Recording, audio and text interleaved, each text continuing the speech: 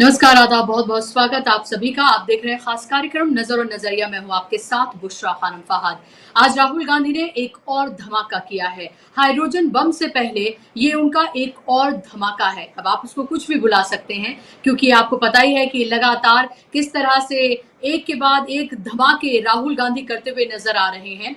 और होना तो ये चाहिए था कि राहुल गांधी के इस नए पर्दाफाश के बाद चुनाव आयोग को प्रेस कॉन्फ्रेंस करनी चाहिए थी और प्रेस कॉन्फ्रेंस करके इन तमाम आरोपों पे उनको सिलसिलेवार तरीके से जवाब देना चाहिए था, क्योंकि राहुल गांधी ने ये कहा कि वो बिना सबूतों के जब तक 100% उनके पास सबूत नहीं होते हैं, वो अपनी टीम से भी ये कह देते हैं कि वो नहीं जाएंगे स्टेज पर, यानी कि जो वो प्रेजेंटेशन देते हैं वो उसको नहीं देंगे। तो एक तरफ तो ये दावा किया जा रहा है कि एक टीम की तरफ से कि भाई हमने 100% रिसर्च करके बिल्कुल पुख्ता सबूत जुटाकर एक तरह से ये पोल खोल कर रख दी है चुनाव आयोग की। दूसरी तरफ चुनाव आयोग क्या कर रहा है? चुनाव आयोग वही जैसे ही राहुल गांधी की प्रेस कॉन्फ्रेंस खत्म हुई, उसके कुछ मिनटों के बाद ही फौरन ये कह दिया गया कि राहुल गांधी की ये पूरी की पूरी कॉन्फ्रेंस जो है, प्रेस कॉन्फ्रेंस, ये एक तरह से मिसलीडिंग है, ये पूरी तरीके से भ्रामक है।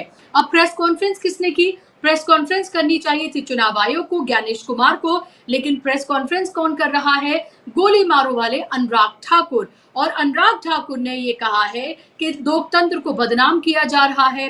वो बांग्लादेश और नेपाल जैसी परिस्थितियां राहुल गांधी यहाँ पर बनाना चाहते हैं, चुनाव आयोग को बदनाम कर रहे हैं। चुनाव आयोग ने ये कह दिया है सीधे तौर पर कि जब तक एप्लीकेशन किसी की नहीं आती है या फिर पूरी तरीके से जिस शख्स का वोट डिलीट हो रहा है उसको मौका नहीं दिया जाता अपनी बात कहने का, इस जो वोट जो है किसी का भी वो डिलीट नहीं होता है। सवाल ये पूछा जाना चाहिए कि आप 65 लाख लोग जिनके बिहार में वोट कटे हैं, क्या उन सबको मौका दिया गया है या दिया जा रहा है? ये एक बड़ा सवाल है। लेकिन हमेशा की तरह पिछली बार भी जब 7 अगस्त को राहुल गांधी ने बॉम्ब फोड़ा था, तब भी आप ये देखिए कि प्रेस कॉन्फ्रेंस बीजेपी की तरफ से ही की गई थी। सवाल ये उठ रहा है कि राहुल गांधी के सवाल बीजेपी से नहीं है, राहुल गांधी के सवाल एक स्वतंत्र संवैधानिक संस्था चुनाव आयोग से हैं। तो फिर बीजेपी इसमें पार्टी बनकर क्यों उतर रही है? तो इससे दूध का दूध पानी का पानी पूरी तरीके से खुद ही साफ हो जाता है। कुछ कहने और बताने की जरूरत ही नहीं है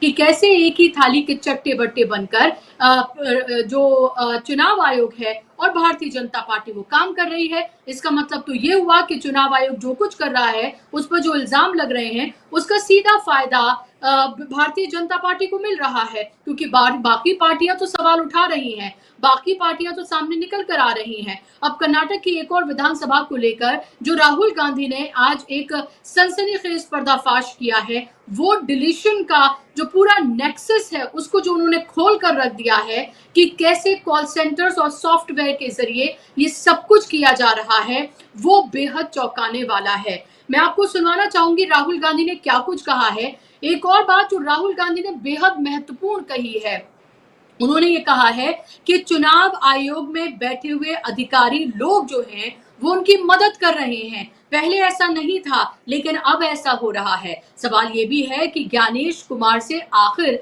बगावत कौन कर रहा है?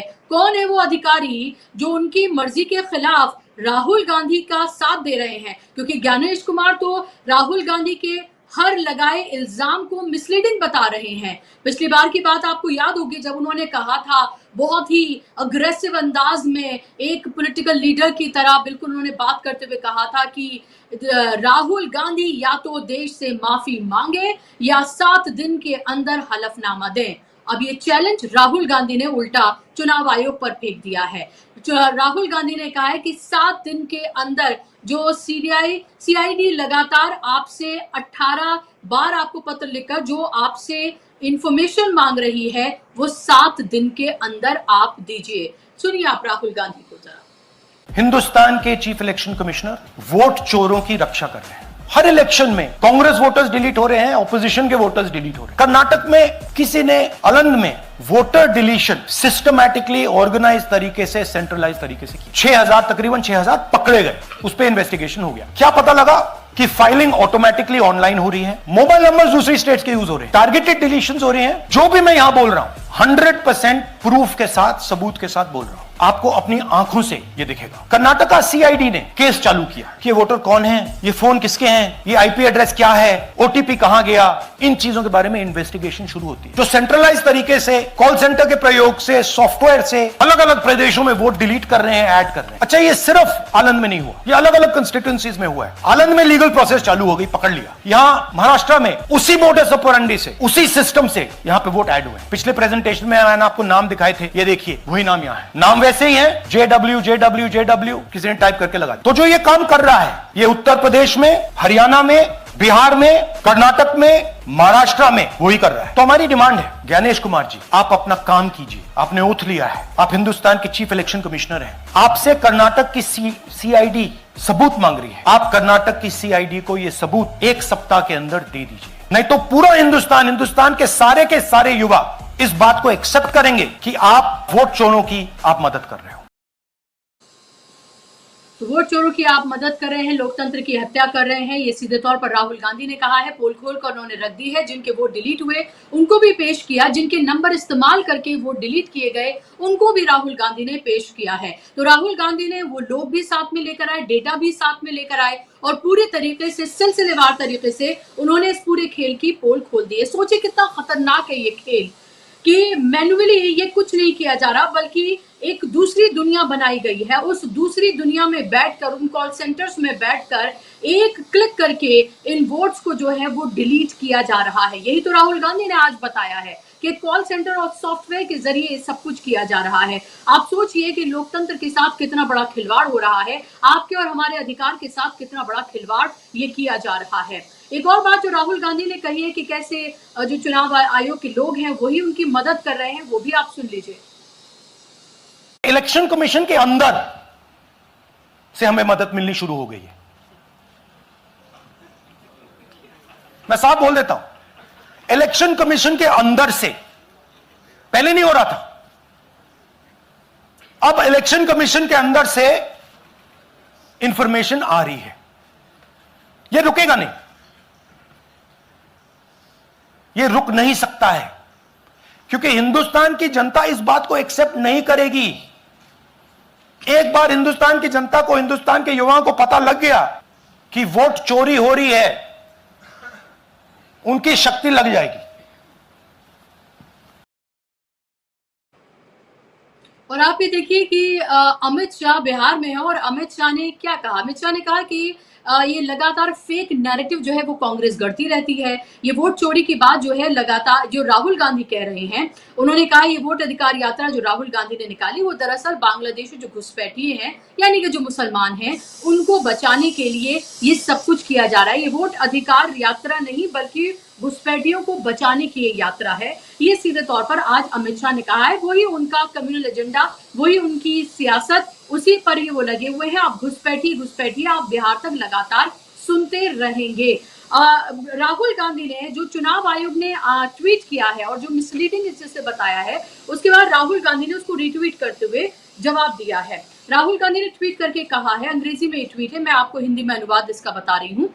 हमारे आलंद वाले उम्मीदवार ने जब चुनावी धांधली को बेनकाब किया तो स्थानीय चुनाव अधिकारी ने एफआईआर दर्ज की, लेकिन सीईसी ने सीआईडी की जांच रोक दी। पिछले 18 महीनों में कर्नाटक सीआईडी ने 18 खत भेजे सबूत मांगते हुए, हर बार सीईसी ने रोक दिया। कर्नाटक चुनाव आयोग ने भी कई बार ईसीआई को से जांच में सहयोग की दरख्वास्त की, लेकिन सीईसी ने सब रोक दिया। जरूरी डेटा जैसे कि डेस्टिनेशन आईपीज, डिवाइस पोर्ट्स और ओटीपी ट्रेल्स भी सीईसी ने दबाकर रखे हुए हैं। अगर ये वोट चोरी पकड़ी न जाती तो 6018 वोट डिलीट कर दिए जाते और हमारा उम्मीदवार चुनाव हार सकता था।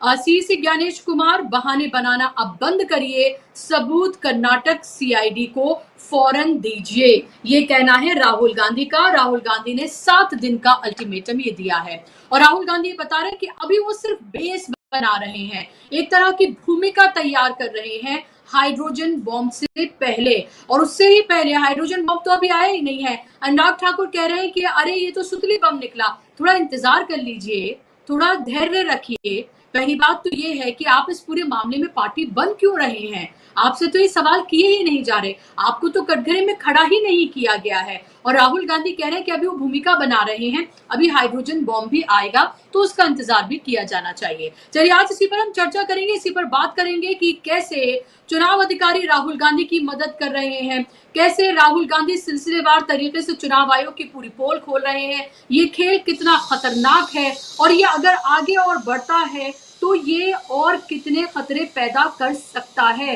क्योंकि जो सॉफ्टवेयर की बात की गई है, जो कॉल सेंटर की बात की गई है, वो मोस्ट डेंजरस है। दो मेरे साथ बहुत ही वरिष्ठ मेहमान जुड़ गए हैं। मेरे साथ अरुण अग्रवाल जी हैं, सुप्रीम कोर्ट के लॉयर हैं, सोशल पॉलिटिकल एक्टिविस्ट हैं और लगातार चुनावी धांधलियों और इस सब पर बेबाकी से अपनी बातों को रखते रहे हैं और लिखते भी रहे हैं। बहुत स्वागत अरुण जी आपका कार्यक्रम में। मेरे साथ पुष्पेंद्र चौधरी जी हैं, जाने माने किसान नेता हैं, पॉलिटिकल सोशल एक्टिविस्ट हैं और वो भी इस मामले पर बहुत बेबाकी से, बिना अपने लफ्जों को चबाए, वो बेबाकी से अपनी बातों को रखते हैं। पुष्पेंद्र जी आपका भी बहुत स्वागत कार्यक्रम में। शुरुआत में अरुण जी से करूंगी और फिर पुष्पेंद्र जी आपके पास टेक्निकलिटीज मुझसे समझूं, फिर आपके पास आऊंगी। मुझे मालूम है आपने भी बहुत गहन अध्ययन इन तमाम मामलों पर लगातार किया है। अरुण जी, सवाल मेरा आपसे, आज की जो प्रेस कॉन्फ्रेंस है वो कितनी धमाकेदार और कितना खतरनाक इस पर्दाफाश को आप मानते हैं? अगर हाइड्रोजन बॉम्ब से पहले ये चीज इतनी खतरनाक दिखती है तो हाइड्रोजन बॉम्ब क्या होगा? और बीजेपी क्यों मैदान में कूदी है? और वही ज्ञानेश कुमार गुप्ता जी की तरफ से फिर से मिसलीडिंग, यानी कि कुछ घंटों का इंतजार भी नहीं करते, चंद मिनटों में उसे मिसलीडिंग कह दिया जाता है। नमस्कार बुशरा जी। ये जो बम बना था ना, तो उसके पहले उसका नाम था मैनहट्टन प्रोजेक्ट और एडवर्ड टेलर वगैरह जैसे लोग उसमें, ओपेनहाइमर जो उसके बाद मूवी बनी, ये लोग वहाँ लगे हुए थे। तो जो उसका जो प्रोटोटाइप है कि भाई हाइड्रोजन बम किस तरह से बनेगा, उसका आज जो है राहुल गांधी ने खुलासा किया और अच्छे से किया। जिन लोगों को इलेक्ट्रॉनिक ट्रेल, कंप्यूटर, बिजनेस का स्केलिंग अप, ये सब समझ में आता है, वो लोग, और वो लोग जो सड़क छाप जर्नलिस्ट वाला जो प्रिटेंड करते हैं नहीं है, तो उन लोगों को ये समझ में आता है कि ये कितना गंभीर मामला है। आपको मैं बताऊं वो क्या कह रहे थे। देखिए, हमने आपके भी प्रोग्राम में और अन्य प्रोग्राम में कई बार कहा है कि वोटर का एडिशन फॉर्म 6 से होता है, डिलीशन 7 से होता है, एड्रेस चेंज जो है फॉर्म 8 से होता है। तो मेन जो डिलीशन और एडिशन होता है वो फॉर्म 6 और 7 से होता है। हमने आपको ये भी बताया था कि ये बहुत ही बड़ा अन्याय है कि किसी भी वोटर को, जो उस कॉन्स्टिट्यूएंसी का वोटर है, उसको ये हक दिया गया है कि वो दूसरे का वोट कटवा सके। अब मैं आपका वोट कटवा सकूं, आप पसंद नहीं है, मुझको मालूम है कि आप एक तरफ कहां पर होंगी, तो मैं फॉर्म 7 भर देता हूं और आपका वोट कटवाने की अर्जी डालता हूं और बीएलओ को चढ़ावा दे देता हूं। चढ़ावा मतलब घूस, है ना? वो ना हमें नोटिस भेजता है, ना कुछ करता है, ना उसके पास प्रमाण है नोटिस भेजने के, और वो रेकमेंड कर देता है। ईआरओ को भी पैसा मिला हुआ है, वो भी जो है वो डिलीट कर देता है। और इसमें इलेक्शन मैनुअल में जो लेट डाउन है वो नहीं फॉलो, और बड़े अफसोस से कहना पड़ता है कि ये ज्ञानेश कुमार का नाम तो उसमें ज्ञान लिखा हुआ है, लेकिन उसको अपने वोटिंग मैनुअल का भी ज्ञान नहीं है। अगर होता तो जो वो डिफेंस दिया है, सॉरी, वो हमसे होता है, उसकी मुझको जो है नाम लेना चाहिए, लेकिन जो इन लोगों ने क्राइम किया है मैं नहीं ले पा रहा हूं इनका नाम। तो ये क्या करते हैं, करते ही है, रहने दीजिए, क्या फर्क पड़ता है करते करता में। तो ये जो है, ये अपना रूल पढ़ लें, 23(6). दो तरह के ऐप हैं। एक ऐप है जो कि ईआरओ नेट में जो बीएलओ, ईआरओ ये लोग यूज करते हैं। दूसरा एक ऐप है, उसका नाम है, मैं आपको अभी बताता हूं, उसका वीआरएस या कुछ नाम है जो कि वहां पर दिया हुआ है, एनवीएसपी। और यही बात जो अभी आपने प्ले की थी, वही बात राहुल गांधी कह रहे थे कि उस ऐप के द्वारा हम और आप, वो किसी भी सिटीजन वोटर को वो एक्सेसिबल है, आप अपलोड कर सकते हैं वोट काटने का या जोड़ने का। तो ये जो हम लोग पहले सस्पेक्ट करते थे कि लोग हाथ से लिख के अर्जी देंगे फॉर्म 6 और 7, वो जो है अर्जी हाथ से लिख के नहीं दे रहे हैं, वो ये ऐप के द्वारा अपलोड कर रहे हैं। और चूंकि वो चोरी और बेईमानी कर रहे हैं तो उनका कंसर्न ये है कि हम पकड़ाए नहीं, और न पकड़ाएं इसी के कारण वो जो मोबाइल का इस्तेमाल कर रहे हैं उसका सिम दूसरे स्टेट का है और उसमें अपने आप को वो कैमोफ्लेज कर रहे हैं। और ये फर्जीवाड़ा करने के समय वो करते क्या है कि जो बूथ के ऊपर जो पहला नाम है इलेक्टरल रोल का, उसके नाम पे वो दिखाते हैं कि हम इस चीज को भर रहे हैं। लेकिन जब ये डिलीट और ये सब होता है तो वेरीफाई होता है इलेक्शन कमीशन से, तो वो उसके अंदर में ओटीपी और उसका प्रोटोकॉल का नंबर वो सब वो नोट उनके यहाँ लॉग्ड इन होता है। और हमको लगता है ये खुद नहीं करते, ये भी किसी भाजपा वाले के को जो है आउटसोर्स किए होंगे बेंगलोर में ही, क्योंकि बेंगलोर में इस तरह के बहुत सारे वर्कशॉप हैं और बड़े अच्छे मात्रा में जो है आईटी सेक्टर वाले इनके भक्त हैं। आपने देखा होगा कि एक उनको भी जो है आज राज्यसभा में नॉमिनेशन मिला हुआ है, इन्हीं से वेरीफाई करके कहलवा लेते नारायण मूर्ति की वाइफ है राज्यसभा की मेंबर, तो उन्हीं से कहलवा लें कि ये पॉसिबल नहीं है या ये नहीं हो रहा है। वो क्यों गोली मारो ठाकुर जो कि बीए है, अनपढ़ आदमी है, जिसको पूरे संसाधन थे कि हार्वर्ड तक पढ़ सकता था, वो गंवार जो है वो क्रिकेट में जो है खुद वो सुप्रीम कोर्ट से फटकार खाया हुआ आदमी, आपको याद होगा कि किस तरह से फटकारा था उसके ऊपर सुप्रीम कोर्ट ने, वो राहुल गांधी के ऊपर कह रहा है अरे भैया ये जज की क्वालिटी तो देखो, उसने बनाया क्या बनाया। अब तो जजों के ऊपर भी इस देश में जो है सवाल उठने लगे, अभी तक तो नहीं उठते थे।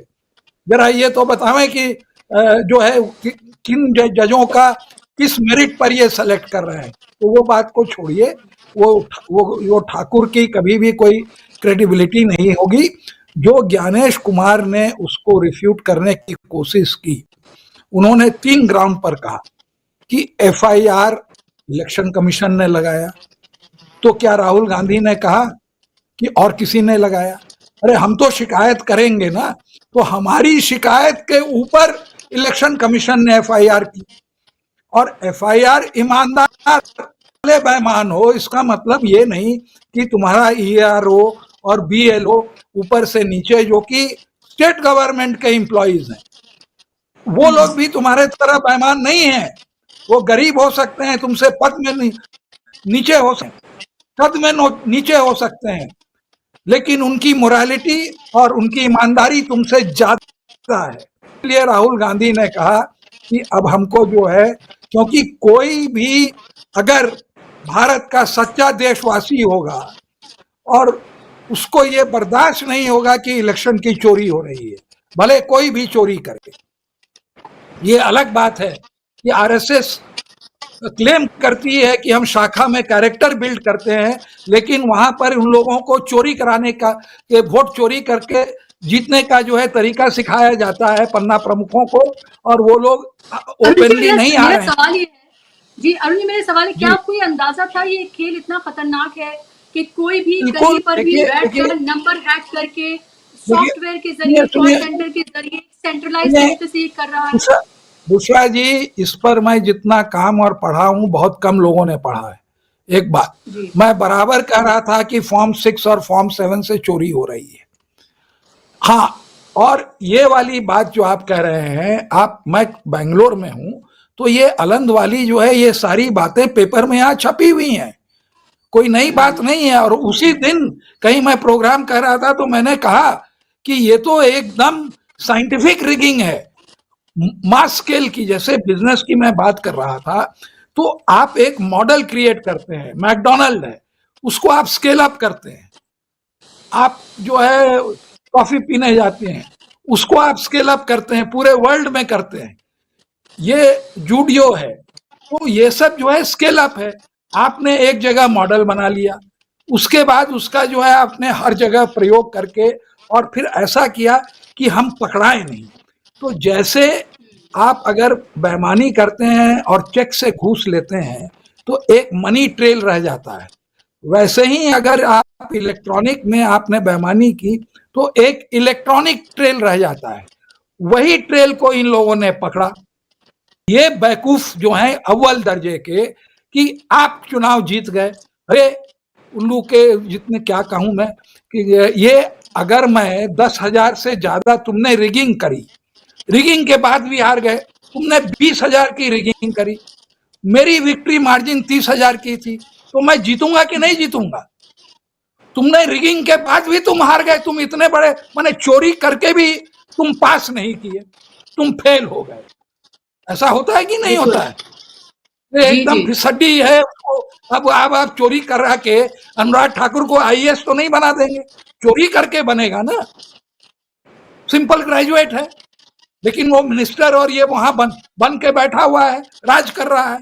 तो ये अनपढ़ लोग कम से कम किताब पढ़ें और उसके बाद बात करें। तो एक तो ये इल्जाम लगाया एफआई वाला, वो गलत है। एफआईआर तो भाई गवर्नमेंट का जो चुनाव आयोग का ही वो सेक्शन 31 देख लें। आप जाके शिकायत करेंगे, वहां का ईमानदार बीएलओ था उस समय की, जब ये 2023 की बात है, उस समय ज्ञानेश कुमार बेईमान वहां का कमिश्नर नहीं था, तो वो उसका क्रेडिट नहीं ले सकता है। वो नीचे वाले संस्था में जो आपके ईमानदार लोग हैं, वो उसकी ईमानदारी का आप अपनी से उसका पाप नहीं धो सकते, बहुत सिंपल सी वर्ड में। दूसरा, आपने कहा कि वो कि जीत गए, तो उसकी लॉजिक तो मैंने बता ही दिया।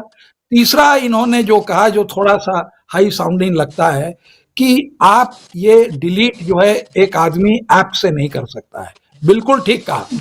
राहुल गांधी ने यही बात अपने उसमें कही कि आप फॉर्म 6 और फॉर्म 7 काटने का एप्लीकेशन जो है, आप जो हमने सॉफ्टवेयर बताया एनवीएसपी से अपलोड कर सकते हो। आप चले जाइए electoral manual for conduct of elections, उसको पढ़िए।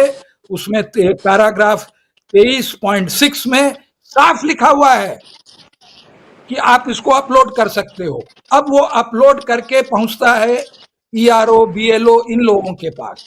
ये लोग बेगर वेरीफाई किए हुए, बेगर नोटिस दिए हुए उसका वोट काट देते हैं। और हुआ क्या कि इन्होंने 10 बूथ के ऊपर 6,000 वोट काटे। इनकी हिम्मत देखिए। 10 बूथ जो कांग्रेस के सपोर्टर्स के बूथ थे, जो वो जीतते थे, 8 बूथ के ऊपर 600 वोट औसत काटे, जबकि एक बूथ के ऊपर केवल 1,000 वोट होते हैं।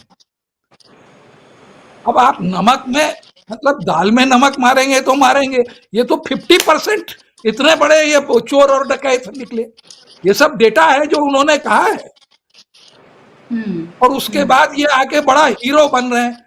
अरे भाई, अगर तुमने अपना ओथ लिया है, 2 बार ओथ लिया है, एक बार जब तुम आईएएस अफसर बने तब, और एक बार जब चीफ इलेक्शन कमिश्नर बने तब, और चीफ बने तब, तो उसको निभाओ। तो अगर कोई कह रहा है कि गड़बड़ हुआ तो पहला आप बात कर लीजिए, और जो रिटायर्ड इलेक्शन कमिश्नर हैं, आपका ये रिस्पांस होना चाहिए था कि आपने लगाया, मैं इसकी जो है तहकीकात करके आपको बताता हूँ। दूसरा रिस्पांस होना चाहिए था कि नहीं, सीआईडी ने कोई ऐसी चिट्ठी नहीं लिखी। तीसरा रिस्पांस आपका होता कि नहीं, आप जो कह रहे हैं मैं अपने सारे रिकॉर्ड जो है आपको देता हूं, आप पकड़िए, हम भी इंटरेस्टेड हैं कि वोट की चोरी नहीं हो। ये 3 इनके, अगर ये कॉन्स्टिट्यूशन के पक्के थे, गद्दार नहीं थे, तो इनका ये 3 रिस्पांस होना चाहिए था। उसके अलावा और कोई रिस्पांस नहीं होता है कि आप अपने रिकॉर्ड्स खोलिए। ये जो है 2023 का मामला है, जबकि कर्नाटक में इलेक्शंस नहीं हुए थे, इलेक्शन के पहले का मामला है। उस समय भाजपा की सरकार थी। तो हमारा ये कहना है कि ये जो भी कह रहे हैं इसमें कोई दम नहीं है। ये अनपढ़ लोग जिनको कुछ नहीं आता है, या जो मैनुअल नहीं पढ़े हैं, जो चुनाव के बारे में बारीकी से नहीं स्टडी किए हैं, वही लोग इस तरह से बात कर रहे हैं। और अगर ज्ञानेश कुमार की हिम्मत होगी, क्योंकि हमने जवाब फिर से उनकी सुनी, कहीं इनकंसिस्टेंसी नहीं है। ये लोग जबरदस्ती जो है कुछ ना कुछ पुराना निकाल उकाल के ये कर रहे हैं, वो कर रहे हैं। तो ये जो है कम से कम गोली मारो ठाकुर को नहीं, उससे भी तुमको पढ़े लिखे लोग हैं, उनको जरा आगे करो कि जो डिफेंड कर पावे, जिनको की बात की समझ है।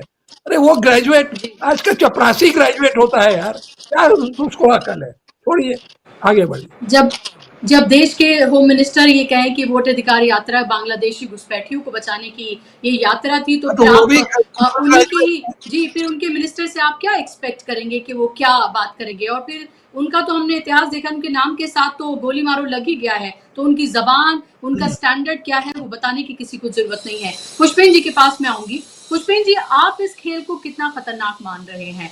क्योंकि ये तो ऐसा लग रहा है कि लगातार, चाहे 2019 से बात करें, उसके बाद की हम बात करें, कि लगातार वोट चोरी के सहारे ही ये सरकार जो है वो बनाते हुए चले आ रहे हैं। और आज जो बात राहुल गांधी ने कही है और जिस तरह के पर्दाफाश आज उन्होंने कहे हैं, वो पिछली बार से बिल्कुल डिफरेंट है। और अब ये लग रहा है जो हाइड्रोजन बॉम्ब आएगा वो तो ना जाने फिर क्या ही होने जा रहा है। जी देखिए बुशरा जी, ये आज जो राहुल गांधी ने करके दिखाया है, उन्होंने इस चीज को देश की जनता के सामने पूर्ण रूप से साबित कर दिया है कि बड़े पैमाने पर ऑर्गेनाइज तरीके से सॉफ्टवेयर का इस्तेमाल करके और क्रिमिनल इंटेंट से बहुत प्लानिंग के साथ एक क्राइम किया जा रहा है जिसका नाम है लोकतंत्र की चोरी करना, वोटों की चोरी करना और अपने विरोधियों के कहीं वोट काट देना और अपने समर्थकों के कहीं वोट जोड़ देना। ये इससे बड़ा कोई क्राइम हिंदुस्तान के अंदर नहीं हो सकता। और अगर नहीं है तो आगे जाकर के सजा के रूप में इसमें फांसी की सजा होने का प्रावधान करने की आवश्यकता है, क्योंकि ये देश का लोकतंत्र का आधार है निष्पक्ष चुनाव। वोट जिसको दी है उसको मिलेगी या नहीं मिल रही है, ये अगर इस बात को चैलेंज कर दिया जाए तो वोट से पहले की जो व्यवस्था थी, जब तलवार से और शक्ति से सत्ता परिवर्तन होता था, आदमी फिर उसी स्थिति में आ जाएगा, खून खराबा शुरू हो जाएगा, मारकाट शुरू हो जाएगी। उसके बाद लंबे समय तक ये सब काम करने के बाद लोगों ने तय किया कि लोकतंत्र में हम लोग सिर गिनेंगे, किसके पक्ष में कितने लोग हैं, उसके अनुसार सत्ता बदल दी जाएगी, कोई दिक्कत नहीं है। आराम से जो पीसफुल ट्रांसफर ऑफ पावर है वो वोट के माध्यम से होगा। लेकिन यदि हारे हुए व्यक्ति को केंचुआ यानी केंद्रीय चुनाव आयोग जीता हुआ घोषित कर दे और जीते हुए को हारा हुआ घोषित कर दे, और जो प्रधानमंत्री, मेरा पूरा मानना है, फर्जी रूप से मोदी जी बनकर के बैठे हुए हैं, जो 2019 में भी हारे थे, 2024 में भी बुरी तरह हारे थे और 2 टर्म से लगातार जो है ये बने हुए हैं देश के प्रधानमंत्री, अवैध प्रधानमंत्री हैं। तो विस्तार से जो है अभी अग्रवाल साहब ने जिस तरीके से बताया, तो इन लोगों ने इस चीज को इंडस्ट्रियल स्केल पर जो है मैनिपुलेशन करने का क्रिमिनल तरीके से काम किया है। तो एक तो मैं चेतावनी यहां चुनाव आयोग के या उसके पीछे के जो भी अधिकारी उनको देना चाहता हूं कि सरकार तो बदलनी ही बदलनी है, क्योंकि जब जनता ये देखती है कि हम किसी को वोट दे रहे हैं और वोट किसी और के पक्ष में निकल रही है, सरकार बदल ही नहीं रही है, आंदोलन कर लो तब नहीं बदलती है, महंगाई हो, बेरोजगारी हो, भय, भूख, भ्रष्टाचार देश में फैला हुआ है, तब भी नहीं बदल रही है, इससे ये पता लग रहा है कि सिस्टम में फ्रॉड और फ्लॉड है।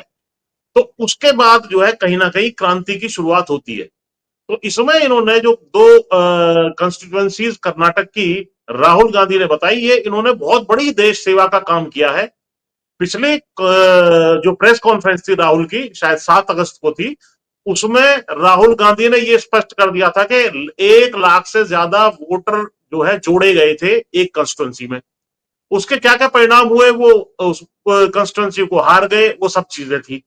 इसमें इस बार किस तरीके से वो मैकेनिज्म और फ्रॉड किस स्केल पर है कि भाई जो डिवाइस है जिसके माध्यम से आप कर रहे हैं, भाई आपका वोट कटवाने का इंटरेस्ट आपके अड़ोसी पड़ोसी या जो आपका जानकार है उसी का तो हो सकता है कि भाई ये व्यक्ति यहां से जा चुका है, या इसकी व्यक्ति की डेथ हो गई है, या इसने मकान बदल लिया है दूसरी जगह, तो इसका मैंने वोट कटवाना है। यही तो इसका नेचुरल मोटिव और ये हो सकता है। लेकिन इनका क्या है, कोई आदमी पटना में बैठा हुआ है, कोई आदमी गुड़गांव में बैठा हुआ है, कोई अहमदाबाद में बैठा हुआ है, कोई जयपुर में बैठा हुआ है, उसका क्या इंटरेस्ट है कि भाई मैं जाकर के कर्नाटक में किसी कंस्टिट्यूंसी में किसी व्यक्ति को जिसको तुम जानते नहीं, मिले नहीं, आपको पता नहीं वो कौन है, उसका वोट कटवाए। इसको प्लान्ड तरीके से किया जा रहा है कि ये वोटर या ये सेक्शन चाहे पिछड़े हों, चाहे दलित हों, चाहे मुसलमान हो, अल्पसंख्यक बाकी हो, जो भाजपा को वोट नहीं दे रहे हैं उनके वोट काट दो। उनके वोट 5-6 हजार वोट 10 बूथों में ही कटना बहुत बड़ा स्केल पर जो है ये घपलेबाजी है। क्योंकि अगर हम यूपी की जैसे बात करें तो यूपी में 150-200 जो है बूथ होते हैं एक कंस्टिट्यूंसी में, तो वहां के हिसाब से देखा जाए तो एक 1.5 लाख वोट काट दिए जाएंगे। तो इस तरह की 60-70 हजार वोट काट दिए जाएंगे, 50,000 वोट काट दिए जाएंगे। तो आपने पहले ही एक तरीके से चुनाव को मैनिपुलेट कर दिया। अब इस विषय में राहुल गांधी ने इस सारे खेल की शुरुआत जो की थी, ये इंडियन एक्सप्रेस में 7 जून को मैच फिक्सिंग महाराष्ट्र से शुरू की थी। ये आपके दर्शक इलेक्ट्रॉनिक रूप से इसकी इंडियन एक्सप्रेस में देख सकते हैं, मैच फिक्सिंग महाराष्ट्र 7 जून का ये इंडियन एक्सप्रेस में छपा हुआ राहुल गांधी का लेख है। इसमें उन्होंने स्पष्ट किया कि भाई सबसे पहले जो अंपायर है उसका चुनाव कैसे हो रहा है। जो चुनाव आयुक्त है, मुख्य चुनाव आयुक्त, तो उसका जो चुनाव है सुप्रीम कोर्ट ने आदेश दिया कि साहब एक व्यक्ति तो लीडर ऑपोजिशन होगा, दूसरा प्रधानमंत्री होगा और तीसरे होंगे चीफ जस्टिस ऑफ इंडिया। ये तीनों अलग अलग इंटरेस्ट को प्रोटेक्ट करते हुए लोग हैं, और वो चुनेंगे एक ऐसा व्यक्ति जो चुनाव कराने के लिए मुख्य चुनाव आयुक्त नियुक्त किया जाएगा। इसको बात को ना मान करके इन्होंने आनन फानन में इसकी घोषणा कर दी और ये कह दिया कि साहब इस कानून को हम नहीं मानेंगे, हम तो एक मोदी होगा, एक मोदी के द्वारा अपॉइंटेड एक मंत्री होगा जो आजकल अमित शाह है, और एक राहुल गांधी होगा। तो 2:1 की रेशो में कोई भी कैंडिडेट अगर राहुल गांधी पेश करेंगे भाई ये बनना चाहिए, वो रिजेक्ट हो जाएगा। जो मोदी अमित शाह चाहेंगे वो सेलेक्ट हो जाएगा। तो सबसे पहले तो आपने अंपायर ही अपना घोषित कर दिया। अब वो अंपायर आपके अनुसार चल रहा है और उसमें ये तमाम गड़बड़ियां जो इसमें गिनाई गई हैं राहुल गांधी के उसमें वो हो रही हैं। दूसरा, जो चुनाव में वोटर लिस्ट में जोड़ने का उदाहरण इन्होंने राहुल गांधी ने इस आर्टिकल में दिया था, वो महाराष्ट्र का दिया था। महाराष्ट्र में कोई आंख का अंधा ही समझ जाएगा उस आर्गुमेंट को। महाराष्ट्र में उन्होंने ये कहा कि 5 महीने में, यानी 2024 से जब चुनाव हुआ मई जून में महाराष्ट्र में और लोकसभा का, उसके बाद जो 4-5 महीने बाद विधानसभा का चुनाव महाराष्ट्र में होता है, उसके बीच में मात्र जो है वोटर बढ़ते हैं 5 साल में, पहले माफ कीजिएगा, पहले 5 साल में वोटर बढ़ते हैं 31 लाख और इन 5 महीनों के दौरान वोटर बढ़ जाते हैं 41 लाख। भाई गजब है, 5 साल में 31 लाख और 5 महीने में 41 लाख वोटर। ये जो है इस पैमाने पर आपने, और इतने ज्यादा बढ़ जाते हैं कि जो एडल्ट पॉपुलेशन है, 18 से ऊपर पॉपुलेशन है महाराष्ट्र की ऑफिशियल आंकड़ों के अनुसार, उससे भी ज्यादा वहां वोटर रजिस्टर हो जाते हैं। ये एक बहुत बड़ी गड़बड़ी थी चुनाव आयोग की तरफ से की गई। उसके बाद जब 5 बजे के बाद जब वोटिंग खत्म हो जाती है और वोटिंग परसेंटेज प्रिलिमिनरी घोषित करता है, उसके बाद 1-2-1.5% प्लस माइनस होने की संभावना रहती है, और वो आंकड़ा उन्होंने 2009 से लेकर के तमाम चुनावों का बताया। लेकिन इस चुनाव में, पिछले जो महाराष्ट्र के चुनाव में, इसमें 8% वोट बढ़ जाती है। और इस तरीके से और भी कई कंस्टिट्यूएंसीज के डेटा जो अखबारों में, अलग अलग अखबारों में छपे हैं, 15% तक रातों रात वोट बढ़ जाता है। कहां से आ गया ये वोट? ये बहुत बड़ा फ्रॉड हो रहा है। जब इस सारी चीज के रिकॉर्ड मांगने के लिए चुनाव आयोग को एप्लीकेशन लगाई जाती है कि भाई इतने ज्यादा वोटर 15%, 8%, 10% कहां से आ गए 5-6 बजे के बाद जब वोटिंग खत्म हो गई, आप इलेक्ट्रॉनिक डेटा दिखाइए, वीडियो फुटेज दिखाइए। हाईकोर्ट पहले तो दी नहीं, फिर हाईकोर्ट जाना पड़ा, हाईकोर्ट ने आदेश किया दे दीजिए इनको इलेक्ट्रॉनिक वोटिंग का भी जो है वो दे दीजिए और वीडियो फुटेज भी दे दीजिए। तो इन्होंने कानून बदल दिया कि साहब 45 दिन के बाद हम उसको डिलीट कर देंगे। ये भी इसका मतलब आप इसलिए नहीं रखना चाहते, कोई स्टोरेज की कमी थोड़ी है, कोई ऐसा तो नहीं है कि उसके लिए किसी को प्लॉट खरीद करके और उसके ऊपर वो महल बनना है। वो तो छोटी सी चिप में बहुत सारा बड़ा डाटा आ जाता है एक हार्ड डिस्क के अंदर। तो इसको इसीलिए किया गया ताकि वो तुम्हारी चोरी ना पकड़ सके, ये ना साबित कर सके भाई बूथ पर तो आदमी दिखाई नहीं दे रहा है, बूथ पे आदमी 6 बजे के बाद दिखाई नहीं दे रहा है और तुमने वोट परसेंटेज 10% बढ़ा दिया। एक गड़बड़ी ये है। इसके बाद जब चुनाव शुरू होता है वहां से भी कुछ गड़बड़ियां हो रही हैं इस देश में, वो भी हमें समझनी पड़ेगी। जब मोदी जी अपनी सारी रैलियां कर लें, जब मोदी जी सारी रेवड़ियां बांट दें, सारी घोषणाएं कर दें, सारे उद्घाटन कर दें, तब आप चुनाव का की घोषणा करते हैं। चुनाव की डेट्स आप उस दिन घोषित करते हैं जिस दिन हिंदुओं का कोई त्योहार ना हो लेकिन मुसलमानों के सारे त्योहार हो, या मुसलमानों के त्योहार या मुसलमान एंगेज हो। इस तरीके की गड़बड़ियां करते हैं। जिस दिन वोट पड़ता है उस दिन जो बूथ सेंसिटिव है, जिन पर यह संभावना है कि आपके विरुद्ध वोट पड़ने जा रहा है, वहां सख्ती कर दी जाती है कि साहब दिखाइए वोटर कार्ड दिखाइए, फला दिखाइए, आपकी शक्ल मैच नहीं हो रही है, जाइए दूसरी चीज लेकर आइए। तो अगर 500 मीटर 1 किलोमीटर दूर से कोई बुजुर्ग व्यक्ति, बुजुर्ग महिला आई है वहां जो है धीरे धीरे चलती हुई लगड़ाती लगड़ाती या बैंच के सहारे, तो उसके दोबारा लौटने की संभावना नहीं है। हर बूथ पर 40-50 वोटों को इस तरीके से आसानी से भगाया जा सकता है। अगर उसके अलावा वोट डलते समय मशीन अचानक खराब हो जाती है, वोट हमने डाली मशीन खराब हो गई, उसके बाद ये सवाल जो मैं एक जो बड़ी जोड़ना साउंड चाहती आने थी लगी पुष्पेन जी, जी। मेरा सवाल ये है कि अलग अलग जगहों पर हम ये देख रहे हैं, अब बिहार का चुनाव आने वाला है, फिर बंगाल का है, आसाम का है, और फिर उसके बाद और केरल है, पौंडीचेरी है, लेकिन बिहार, बंगाल और आसाम बहुत महत्वपूर्ण है। क्या आपको लग रहा है कि हर चुनाव में एक अलग तरह की मॉडस ऑपरेंडी जो है वो अपनाई जाती है जो वोटों की ठगी करने के लिए, कि किस तरह से किया जाए, किस पैटर्न से किया जाए, किस तरह से डिलीट किया जाए, किस तरह से ऐड किया जाए? और जब से ये चुनाव की चोरी खुलने लगी है, माफ कीजिएगा, वोटों की चोरी जब से खुलने लगी है, क्या आपको लग रहा है कि फिर और पैटर्न जो है बदले जा रहे हैं और बिहार में बिल्कुल खुलेआम किया जा रहा है और वो उसका नाम है SIR? बिल्कुल आपने ठीक कहा, एसआईआर के माध्यम से 65 लाख जो वोट कटे हैं वो किसके कटे हैं? तो सारे के सारे वोट आप अगर देखेंगे तो इन्हीं के जो मुसलमानों के होंगे, यादवों के होंगे, पिछड़ों के होंगे, दलितों के होंगे, क्योंकि ये लोग इनके खिलाफ वोट डाल रहे हैं भाजपा के। तो इसलिए इनका बहुत योजनाबद्ध तरीके से एसआईआर के माध्यम से वोट जो है चोरी करने का या वोटर लिस्ट में से नाम काटने का, क्योंकि वोटर लिस्ट में जब नाम नहीं होता तो कोई सुनवाई नहीं होती है। आप कितना ही वहां बूथ पर जाकर के लड़ाई कर लो, आपको भगा दिया जाएगा 2 मिनट में, और ना ही आपकी कोई सुनवाई आगे होगी। तो यहां तक की कहानी मैंने बताई। वोट डलने के बाद जब गिनती होती है तो गिनती में पहले दूसरे तीसरे कैंडिडेट की तो फिर भी लोग जो वो वहां पे बैठे रहते हैं एजेंट, क्योंकि हमने वो प्रक्रिया देखी है, उसका ध्यान रखते हैं 10वां कैंडिडेट कितना वोट ले रहा है, 15वां कितना ले रहा है, उसका कोई किसी को ध्यान नहीं रहता। टेबुलेशन में मशीन तो जो है वोट डले वो दिखाएगी, लेकिन टेबुलेशन जब होगी अधिकारी के यहाँ, उसमें नीचे वाले की वोट ऊपर में जोड़ दी जाती है।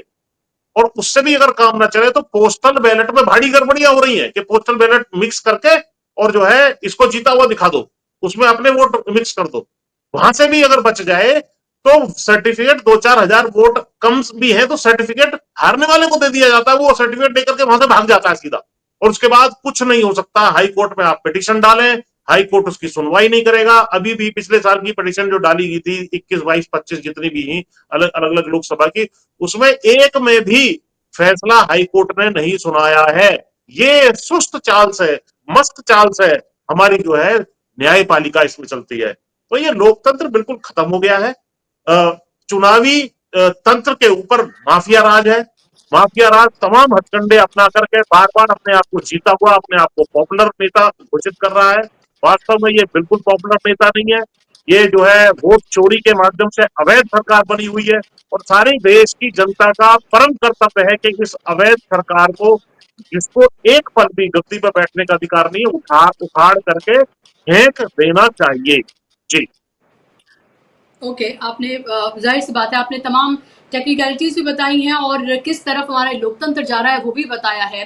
अरुण जी, सवाल मेरा ये है कि ये बार बार कहा जाता है कि अगर चुनाव आयोग सुन नहीं रहा है राहुल गांधी की, तो आप कोर्ट का दरवाजा क्यों नहीं खटखटा लेते हैं? आप कोर्ट क्यों नहीं चले जाते हैं? ये ज्यादातर राइट विंग जो लोग हैं या अपने आप को थोड़ा बैलेंस दिखाने की कोशिश करते हैं, वो लोग ये तर्क देते हुए नजर आते हैं। इसमें आपको कितना दम लगता है? और ये भी फिर बात कि अगर अगर ज्ञानेश कुमार गुप्ता जी को अगर ये लगता है कि राहुल गांधी की बातों में दम नहीं है, वो मिसलीडिंग है, वो किसी भी तरीके से तथ्यों पर आधारित नहीं है, या बीजेपी कह रही है कि भाई आप पूरी तरीके से लोकतंत्र को एक तरह से कमजोर कर रहे हैं, आप नेपाल और बांग्लादेश की इस तरह की स्थितियां पैदा करना चाहते हैं, तो ये फिर जबानी जमा खर्च क्यों हो रहा है? आप इसको लेकर एक्शन क्यों नहीं कर लेते? देखिए बुशरा जी, ये कोर्ट को इसलिए बोलते हैं कि कोर्ट में जो है इन्होंने अपनी सेटिंग कर ली है, और ये मैं पूरी जिम्मेदारी से कह रहा हूं, ऐसे हल्के में नहीं कह रहा हूं। 12 फरवरी को जब चुनाव आयोग के चीफ कमिश्नर के चुनने का वो आया, जबकि 3 बार पोस्टपोन कर दिया था जस्टिस सूर्यकांत ने, और उसके अंदर में कोर्ट में कहा गया, प्रशांत भूषण ने कहा कि अगर आप नहीं इसको डिसाइड करेंगे तो 17 तारीख को ये आयोग का वो चयन कर देंगे। तब उन्होंने कहा कि अगर ऐसा करेंगे तो कॉन्सिक्वेंसेस विल फॉलो। ये रिपोर्टेड, मतलब कि वो जजेस जो होते हैं वो सोचते हैं कि मौखिक मैं बोल दिया तो हमारे जवान की कीमत नहीं है ना, जबकि एक आदमी जो जिम्मेदार होता है वो कहता है कि नहीं, हमने जमान दे दी किसी को, हम उसके पीछे नहीं हटेंगे। तो उन्होंने क्या किया कि, और सरकार को मालूम था कि ये कुछ नहीं करेंगे, नहीं तो किसी सरकार की हिम्मत नहीं होती कि चुनाव आयोग के चीफ कमिश्नर का चयन जबकि कोर्ट में पेंडिंग है और जज ने कहा कि अगर ऐसा होगा तो कॉन्सिक्वेंसेस विल फॉलो, किसी की हिम्मत नहीं होती। लेकिन इन्होंने जो है ज्ञानेश कुमार को मुख्य आयोग बनाया। जब केस आया तो उस समय कहा था होली के बाद सुनेंगे, होली का दशहरा हो गया, दशहरा का अब जो है दिवाली हो जाएगी, लेकिन उसको जो है जस्टिस सूर्यकांत ने नहीं सुना। उसका एक बैकग्राउंड है, उनके खिलाफ बहुत संगीन आरोप के कंप्लेंट पेंडिंग है, उसके बावजूद गोगोई साहब ने उनको जज बनाया और उसके बाद वो अब चीफ जस्टिस बनने वाले हैं। और कहीं ना कहीं उस समय ये होम सेक्रेटरी में ये पोस्टेड थे, एडिशनल सेक्रेटरी थे, तो फाइल वाइल इनकी गुजरी होगी, आईबी की इंक्वायरी कुछ हुई होगी, इसलिए वो बड़े कॉन्फिडेंट हैं।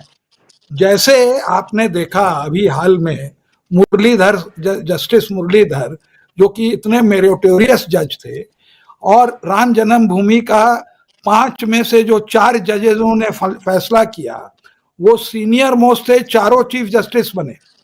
बोलिए तो नाम गिना दूं उन चारों को, और एक मुस्लिम जज थे जो नजीर साहब, वो हमारे जान पहचान के यहाँ जहाँ रहते हैं वहीं के, उनको तो गवर्नर बना दिया। उन्होंने एक ही बात पूछी कि कौन से पिटीशन में ये प्रेयर प्रार्थना थी कि वहां पर मंदिर बने, कोई जवाब नहीं। जब कोई चीज की प्रार्थना नहीं लोगों ने करी, उसके बावजूद आपने उसमें ऑर्डर में लिख दिया, तो इससे बड़ा क्या धब्बा हो सकता है इन जजों के ऊपर। तो ये हमारी न्याय की जो अभी जो चुनाव हो रहा है ये है, और पहले जो इन लोगों की इज्जत थी, जो लोग हम लोग ये करते थे, अब आप देखेंगे। अभी छोटी सी बात मैं बता रहा हूँ, गवई साहब ने, जो चीफ जस्टिस हैं, उन्होंने कह दिया कि अगर तुमको ये करना है तो go and ask your God, वहां पर जाके तुम अपना जो है याचिका दो, ये कोर्ट में। ये उसके ऊपर आप देखिए कितनी भद्दी भद्दी जो है उनकी ट्रोलिंग हो रही है। हमारा ये कहना है कि जहां पर असली जो जस्टिस ए.के. गोयल की कंप्लेंट है सूर्यकांत के खिलाफ, उसका आज तक कोई रेजोल्यूशन जवाब नहीं है, और आप देखेंगे कि वही आदमी एसआईआर सुन रहा है, वही जज। अब वो एसआईआर में उसको आगे घसीट घसीट के अब जब चुनाव होना है उस समय ले आए, 3 दिन हियरिंग हुई, नहीं डिसाइड किया। पंचायत टाइप के जो है, इतने दिन में अगर इनसे पूछें तो इनकी क्या उपलब्धि है? एक ही उपलब्धि है कि आधार को आप एक्सेप्ट करेंगे। 6 हियरिंग कर चुके। इनको प्रायोरिटी नहीं मालूम है कि कॉन्स्टिट्यूशन में democracy is far more important. और क्या कर रहे हैं, वो बाइसेप बीफ वाले में जो है वो शिकंजा डाल रहे हैं सोशल मीडिया के ऊपर।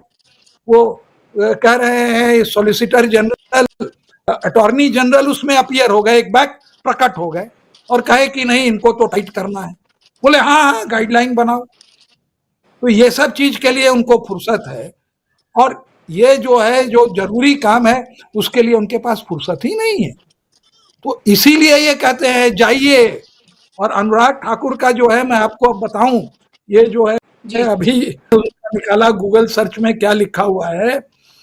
Supreme Court stated that Thakur was liable, ये कोर्ट में है, liable to be proceeded with for contempt of court for having obstructed judicial orders and for submitting, ये भी कोर्ट में, statements on affidavit before this court which are false to his knowledge. ऐसा आदमी जो वो रांधी के वो जो कैजुअल कमेंट जो है सावरकर पर, जिन लोगों को खुद हिस्ट्री नहीं मालूम है, अपना अपनी बात जो है हल्के में बोल के मुंह के खाते हैं, वो आदमी बोल रहा है। तुम अपने उसमें तो देखो कि बीसीसीआई के प्रेसिडेंट कैसे तुम बन गए थे। ये सोचते हैं कि लोगों की याददाश्त नहीं है। ये तो कंटेम्पनर था कोर्ट में, ये बात कर रहा है। अरे पॉलिटिकल बायस जो है जजों के दिखते हैं। ये जस्टिस खन्ना ने एक बार कहा, आपको याद होगा वाकफ का, जब वो मामला सुन रहे थे, कि जब हम कुर्सी पर बैठते हैं तो हम अपना रिलीजन और हम अपना पॉलिटिक्स और ये सब भूल जाते हैं। ये सब जजों के साथ नहीं होता है, इसलिए ये फालतू के कमेंट्स पास करते हैं, जो कि एज ए सुप्रीम कोर्ट जज आपको कभी भी नहीं करना चाहिए। यू कैनॉट बी सीन, जो जज को अगर ये दिख गया कि he is taking political sides. आज क्या कारण है कि जो आदमी गुजरात के अंदर में राहुल गांधी के खिलाफ जो स्टे दिया और उसके बाद उसको रिमूव कर लिया कि ट्रायल कोर्ट में उनके मन पसंदा मिल जाए, कि जो उसको जो है इसके लिए 2 साल के लिए डिफेमेशन में कैद, उस आदमी को आउट ऑफ द वे आप जाके प्रमोट करके चीफ जस्टिस बनाने के जो है उसमें कर दिए, लाइन में लगा दिए।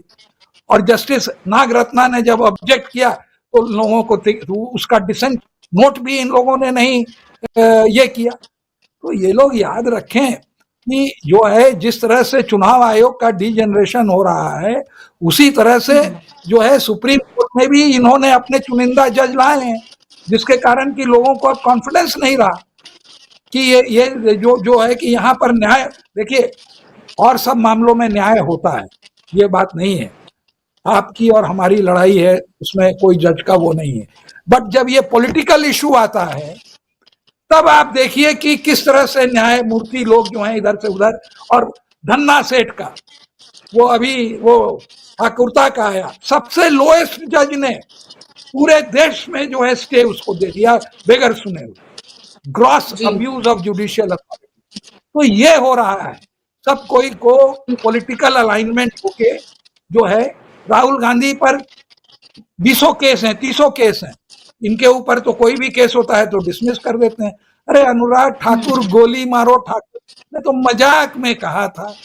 ये है हमारा हाई कोर्ट और सुप्रीम कोर्ट।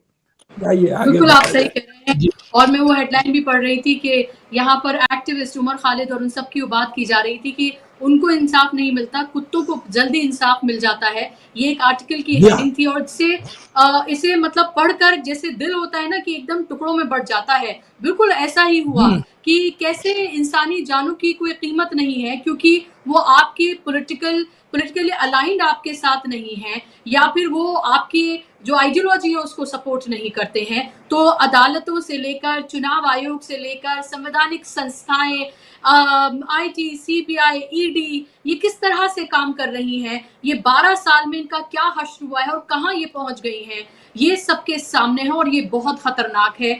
और यही वजह है कि लोकतंत्र और संविधान को बचाने की लड़ाई जो है वो विपक्ष लड़ रहा है और आप जैसे लोग भी लड़ रहे हैं। लास्ट में संक्षेप में आपसे सवाल पुष्पेंद्र जी, संक्षेप में ये कि मेरा सवाल ये है कि फिर आगे का रास्ता क्या दिखता है? चुनाव आयोग अपनी गलती मानने के लिए तैयार नहीं है, कोर्ट में तारीख पर तारीख लग रही है, हम ये देखते हैं कि एक आंदोलन किया जा रहा है, राहुल गांधी ने यात्रा निकाली, अब तेजस्वी यादव निकाल रहे हैं।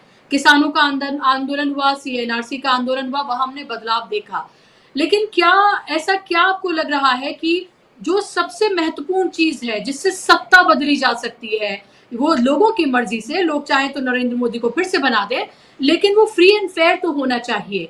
ये आखिर ये खेल कब और कैसे और किस तरह से रुकेगा, ये लोगों के जहन में तो सवाल है कि प्रेस कॉन्फ्रेंस कर दी, यात्रा निकाली, सब कुछ आप सारे एफर्ट कर रहे हैं और बहुत काबिले तारीफ है, निडर होकर कर रहे हैं, but what is next, that is my question.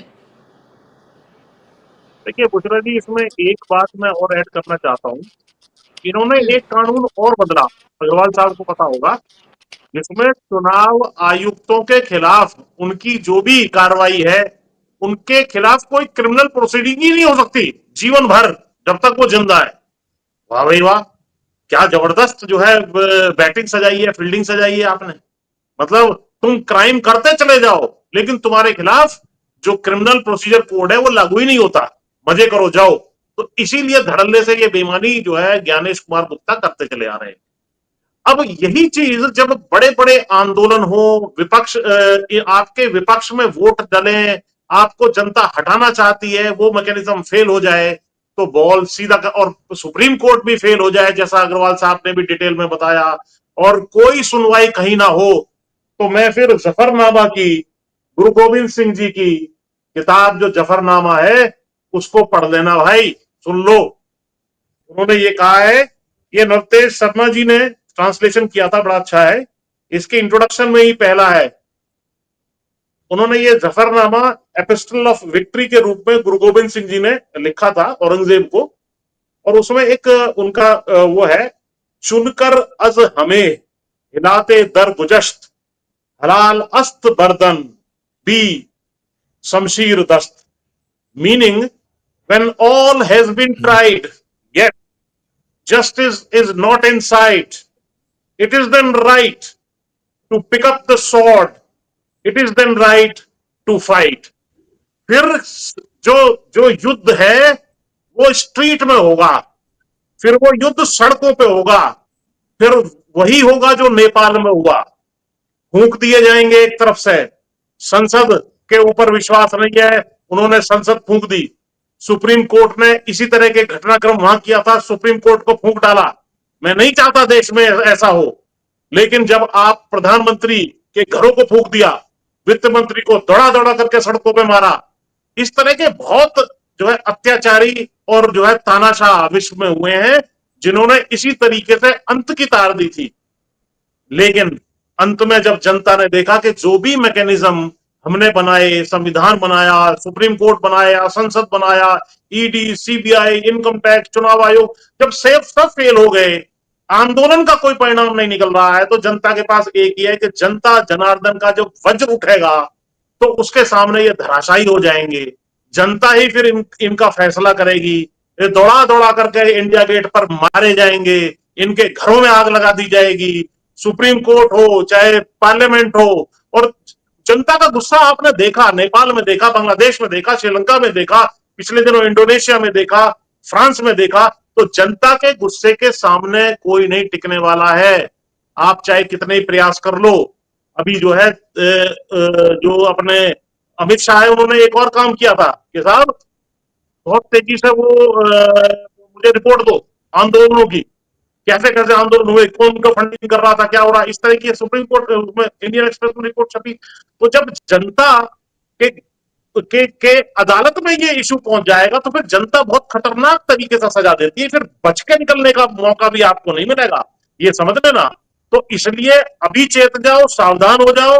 आप जनता की आवाज को, लोकतंत्र को कुचल नहीं सकते हो, और वरना कुर्बानी देने के लिए पुष्पेंद्र सिंह जैसे लोग जो है यहाँ मैदान में उतरेंगे, और हमारे जैसे 140 करोड़ मैदान में उतरेंगे, और तुम्हें यहाँ से खदेड़ दिया जाएगा, भगा दिया जाएगा, और उसमें क्या परिणाम हो जाए उसके उदाहरण पूरे विश्व में रहने पड़े। जी जी, जाहिर सी बात है, जिम्मेदारी से आप ये तमाम बातों को यहाँ पर कह रहे होंगे। स्थितियां बहुत खराब है, इसमें कोई दो राय नहीं है, और जो कुछ हो रहा है वो हमारी आंखों के सामने भी है। और 12 साल में हमारा लोकतंत्र कहाँ पहुंच गया है, कैसे जो सारी संस्थाएं उनके साथ क्या कुछ हो रहा है, कैसे हीरो वर्शिपिंग जो है वो जो है वो हो रही है, वो हमने उनके जो बर्थडे था मोदी जी का कल, वो तब भी हमने वो देख लिया। तो ऐसा लगता है एक राजा और प्रजा का निजाम है, यहाँ पर एक लोकतांत्रिक निजाम नहीं है जहाँ पर जनता राजा होती है और जो चुनकर आते हैं वो दरअसल आपके एक तरह से खिदमत गुजार होते हैं कि आप जब तक चाहें वो बैठ सकते हैं, जब आप न चाहें तो उनको कुर्सी से उतार सकते हैं। यहाँ परिस्थितियां उल्टी होती हुई नजर आ रही हैं। बहुत बहुत शुक्रिया अरुण जी आपका और पुष्पेन जी आपका कार्यक्रम का हिस्सा बनने के लिए, समय देने के लिए बहुत बहुत धन्यवाद। शुक्रिया आप तमाम दर्शकों का भी कार्यक्रम को देखने के लिए। ज्यादा से ज्यादा लोगों तक इसको शेयर करें, चैनल को भी सब्सक्राइब करें। 7 बजे जुड़े राजीव जी के साथ न्यूज पॉइंट में रोज की तरह। मुझे दीजिए इजाजत, नमस्कार।